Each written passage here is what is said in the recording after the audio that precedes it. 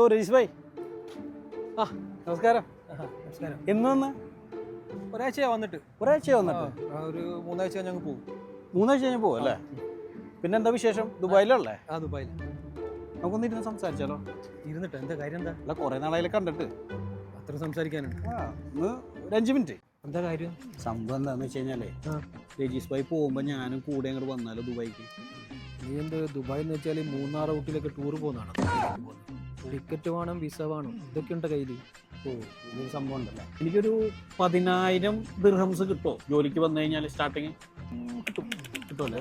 ഓ, വേറൊന്നുമല്ല ഭായി, ഇവിടെ നിന്ന് രക്ഷയില്ല. കിട്ടുന്ന പൈസ ഇവിടെ തന്നെ ചെലവായി പോയിരുന്നു. സേവിങ്സ് ഒന്നുമില്ല. ഓക്കെ.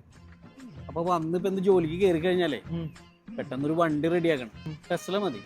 പിന്നെ ഒരു നല്ല ഫോൺ കൊടുക്കണം. iPhone 17 അല്ലേ ഇപ്പോൾ ലേറ്റസ്റ്റ് ഇറങ്ങാൻ പോകുന്നത്? ഇറങ്ങിയിട്ടില്ലല്ലോ. അല്ല, ഇറങ്ങിയിട്ടില്ല. അപ്പൊ ഇറങ്ങുമ്പോ അത് എടുക്കാലോ.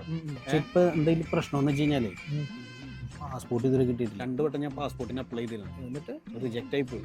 എന്താ കാരണം? ഒരു കേസ് ഉണ്ട് പോലീസ് സ്റ്റേഷനിലെ. എന്ത് കേസ്? ചെറിയൊരു അടിപിടി കേസ്. 2 വർഷം മുമ്പ് ന്യൂ ഇയറിന്റെ തലേന്ന് ഒരു അടിപിടി കേസാണ് ഉണ്ടായിരുന്നത്. ന്യൂ ഇയറിന്റെ തലേന്ന് ഒരാളെ അടിച്ച് തല പൊട്ടിച്ചിട്ട് കോമയിലാക്കിയ കേസാണ് നീ പറയുന്നത്? അത് നിങ്ങൾ എങ്ങനെ അറിഞ്ഞു? അത് വാട്സപ്പിൽ നമ്മളെ ഫാമിലി ഗ്രൂപ്പിലും സ്കൂൾ ഗ്രൂപ്പിലും കോളേജ് ഗ്രൂപ്പിലും ഒക്കെ ഉണ്ടായിരുന്നില്ലേ? അവിടെ വന്നാണ് നമ്മളെ നാട്ടു ഗ്രൂപ്പിൽ വരെ ഉണ്ടായിരുന്നു. അത് നീ ആയിരുന്നു? ഞാനാണ് അടിച്ചു പൊട്ടിയത്. ആയി ഒന്ന് പോലീസ് സ്റ്റേഷനിൽ വന്നൊന്ന് ജാമ്യം നിൽക്കണം. ഞാൻ ജാമ്യം നിൽക്കണം. എന്റെ ഫ്ലൈറ്റിൽ കയറി ദുബായിക്ക് പോയാ?